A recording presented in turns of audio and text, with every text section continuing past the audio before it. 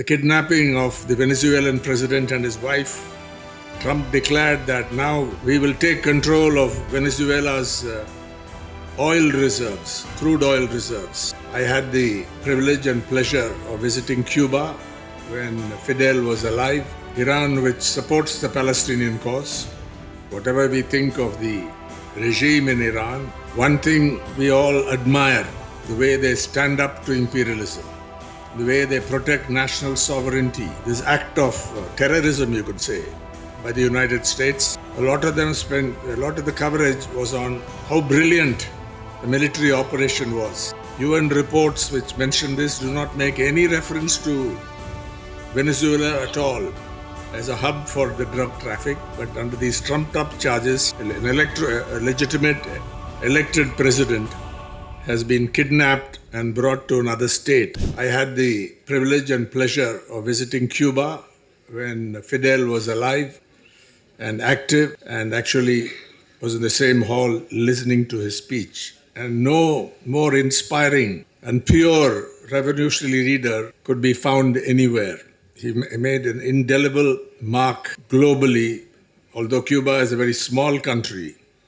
The way it built its society, the way it expressed solidarity with every just cause, often sending medical teams where it excelled, and also fighters elsewhere to fight for progressive and revolutionary and democratic movements. That was an inspiration to all of us. And the way it stood up to US imperialism, which made several attempts, starting from the early 60s, during the time of John F. Kennedy, President John F. Kennedy, to assassinate him. I think they were able to protect the system, but Cuba has come under unbearable pressure with the blockade. The blockade has been of long standing, but most recently, the blocking of all oil supplies has created a crisis in Cuba, and there are also threats from the United States. Iran has faced attacks. Iran, which supports the Palestinian cause.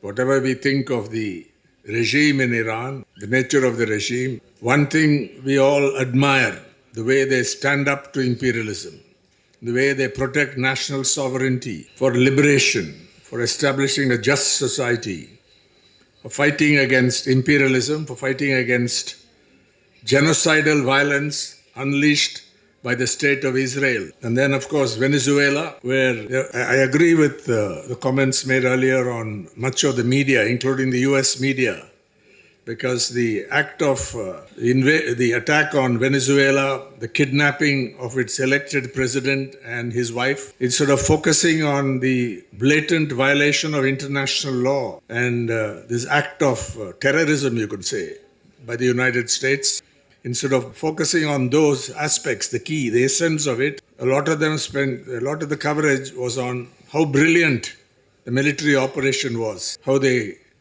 did that.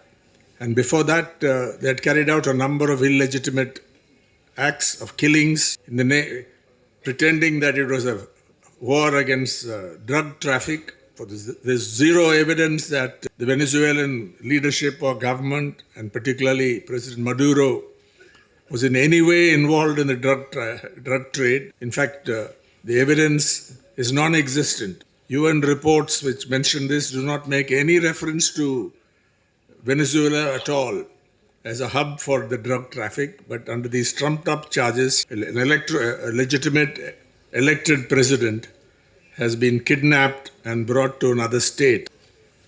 So some people have characterized this as the gangster phase of imperialism. Gangster phase of imperialism. I don't know whether that's a new characterization. But this is not the work of one man. A lot of attention goes to Donald Trump, the President of the United States.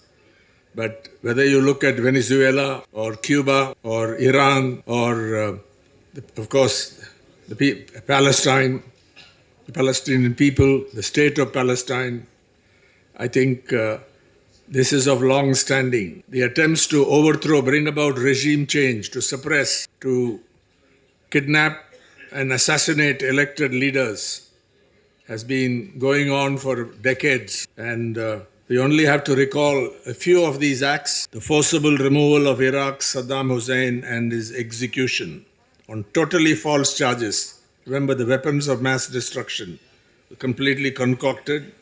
The killing of Libya's Muammar Gaddafi, the occupation of Syria, the genocide perpetrated on the Palestinian people. These have been going on for a long time.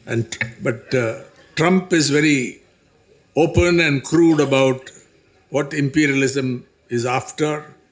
So after the kidnapping of the Venezuelan president and his wife, Trump declared that now we will take control of Venezuela's oil reserves, crude oil reserves.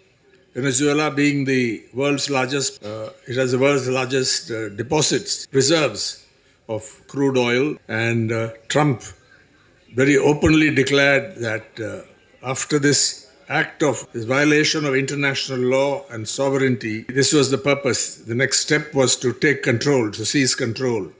And it's run into problems. But I just want to focus now, there are many speakers, on the question of Palestine, especially because we have the ambassador here, but also because that perhaps is the worst of these attacks by what is called the gangster phase of imperialism. If you go to one of these AI chat GPT and ask, which I did, give me a note on Israel's genocide in Gaza and its attack on Palestine, these large language models and so on, with moderation, do a lot of quibbling about what has happened. It'll say, I'll give you a neutral, independent response, saying that first it'll start with Hamas's attack, including on Israeli civilians, which of course we condemn. The scale of Israel's military operations in Gaza, it'll give various figures. It'll of course speak about the displacement of people, over 1.7 million according to ChatGPT, 5.2, which means most of Gaza's population. Large parts of northern Gaza and Khan Yunis physically destroyed. Severe shortages of food, clean water, medical supplies, electricity. And of course point out that UN agencies have warned of famine-like conditions in parts of Gaza. Infrastructure destruction, including hospitals damaged or rendered non-functional, universities and schools destroyed, housing stock heavily damaged or destroyed. And the question is, the UN has described this as unprecedented in recent decades for a territory of this size. Then they will give you Israel's defense of what it is, argument that this war is against Hamas and not against the Palestinian people. Hamas operates from civilian areas, therefore there will be civilian casualties. Military operations really represent the right to self-defense, and civilian casualties are a tragic but unintended consequence of this. And they quibble about, not only they, but their allies and the media, whether this is genocide or not. Some of you know that South Africa went before the International Court of Justice and filed a complaint squarely alleging that this is genocide.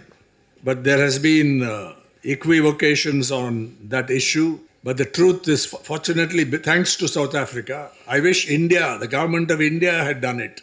Had Jawaharlal Nehru been alive, I think India would have taken the lead in this matter. But we still admire the spirit of South Africa and its government, its democratically elected government, that it took it up in an outstanding way, and the matter is there. Not that everybody, even in the United States, accepted what was happening. You know the protests, the huge spirited protest movements on big campuses in Columbia University, where I went a long time ago, Harvard, in Pennsylvania, all over the place. Young people couldn't bear this anymore. They saw the truth. Whether you call it genocide or crimes against humanity and war crimes is a matter of detail. But genocide, has to have an intent. And there is absolutely no doubt that the state of Israel wants to suppress the Palestinian people, and where they rise in revolt or protest, to eliminate them.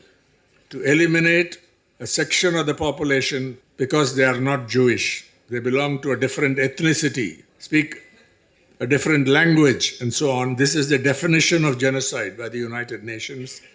So who can deny, except the defenders of Israel, the defenders of the indefensible, that if it is genocidal in intent also, that is key to it. Israel, of course, tries to defend itself and its allies also by saying that anyone who questions its definition of anti-Semitism, of course, not just campaigns against Jewish people, but even if you attack or criticize the state of Israel on certain matters, that is anti-Semitic.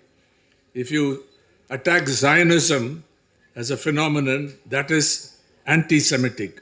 This is the propaganda that they have unleashed, which is accepted by wide sections of Western governments and also the media. But people, even in those countries, have seen through this because they've seen, I think, at least 20,000 children killed, a lot of women killed in Gaza, and elsewhere, of course, you have the settlements, the terrorism that Israeli settlers carry out against the Palestinian people, displacing them. So all this is what we do it. It's unfortunate.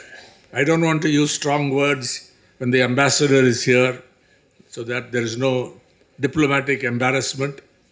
But I would say that I am ashamed of the position taken by the BJP government in Delhi on these matters.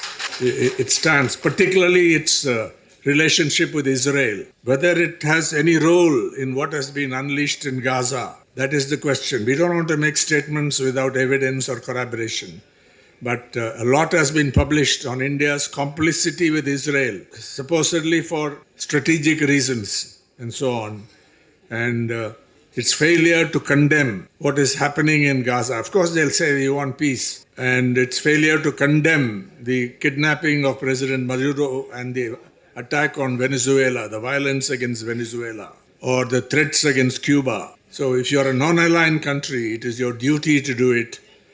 Of course, this downslide started earlier. I won't go into it. It started even before the BJP government came into power. But I don't want to dwell on this. Earlier governments also had some hand in weakening the anti-imperialist stand that India used to take as a non-aligned country. And